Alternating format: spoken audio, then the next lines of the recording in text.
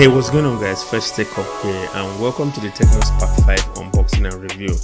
So the Tecno Spark has always been one of those entry-level devices to recommend to youngsters and first-time smartphone buyers or someone who wants something to use as a backup device. So Tecno is back with the introduction of Spark 5.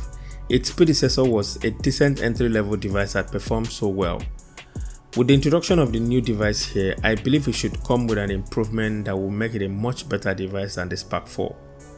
So in today's video, I'm going to review it and give you guys my thoughts, what I think about it, so to help you guys make that purchase decision.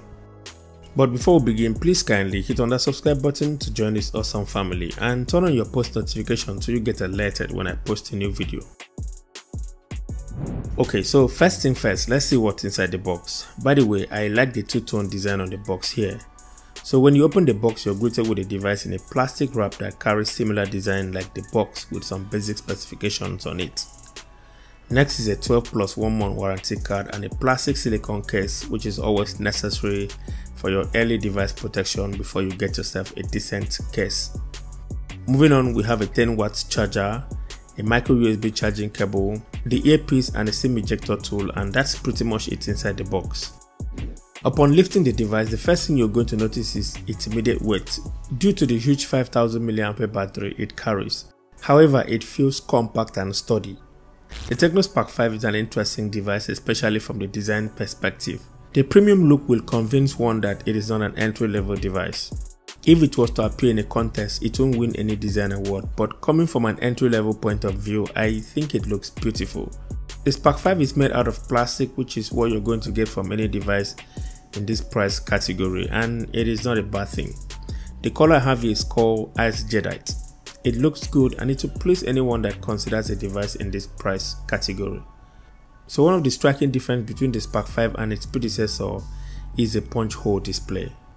Okay, so on the right side of the device we've got the power button and the volume rocker keys, and I like the red accent on the power button.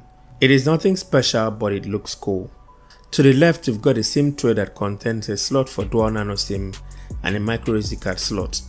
At the bottom, we've got a 3.5mm headphone jack, a microphone, a micro USB charging port and the speaker grill. At the back, we've got a quad camera setup with a quad flash. The camera at the back consists of a 13MP main sensor, a 2MP macro lens, another 2MP depth camera and a QVGA camera for low light.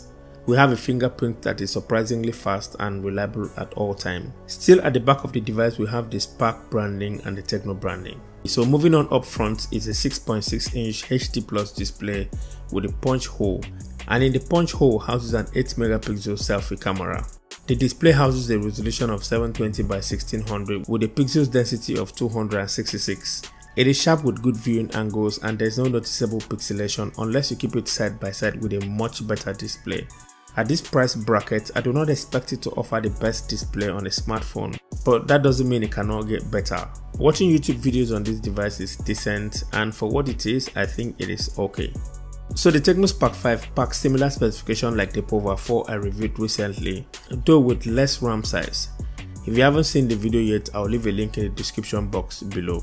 It comes with a 2GB of RAM, a MediaTek Helio A22 quad-core processor, a 32GB of internal storage, a 5000 mAh battery, and what is running the show here is Android 10 with a custom skin, which is Tecno iOS version 6.0. Performance is marginally better. It handles basic tasks well, though experience is not entirely smooth. There are some hiccups here and there, and the thing is, don't just expect too much from it. I played some games and it was playable, although those were just light games. I don't expect you to play heavy titles on this device. I guess no one will buy the Tecno Spark 5 for the sake of playing heavy game titles. Just bear in mind that the Spark 5 is an entry-level device. So the Tecno Spark 5 comes with a mono speaker and it is a down-firing type. When playing game, you can accidentally block the sound. Speaking of the sound, here's what it sounds like.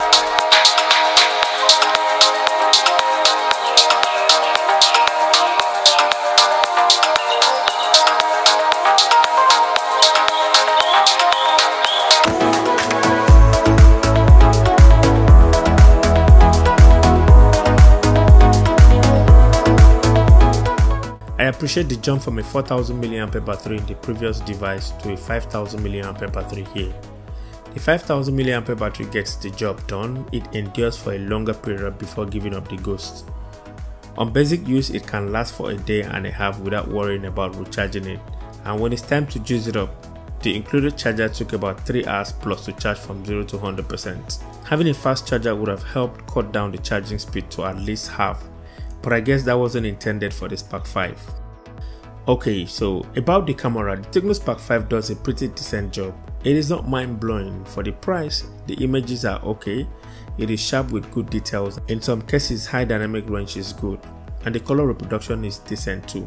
Edge detection in portrait shots is also good, though not consistent. The 8 megapixel selfie shooter on the other hand is decent as well. Just go through the images here and let me know what you think about it in the comment section below.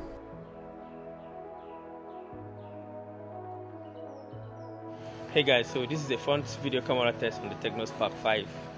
So it shoots video in 1080p resolution at 30 frames per second.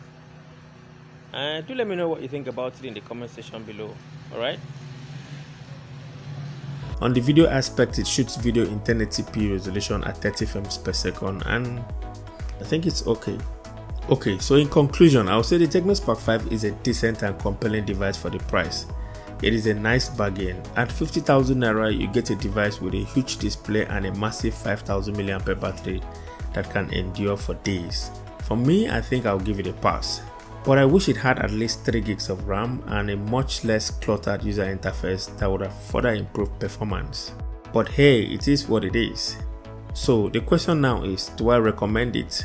I'll say yes, and at the same time, if it can step up to its bigger sibling like the Camon 15, which comes with more extra features like the 48 megapixels camera and a 6GB of RAM.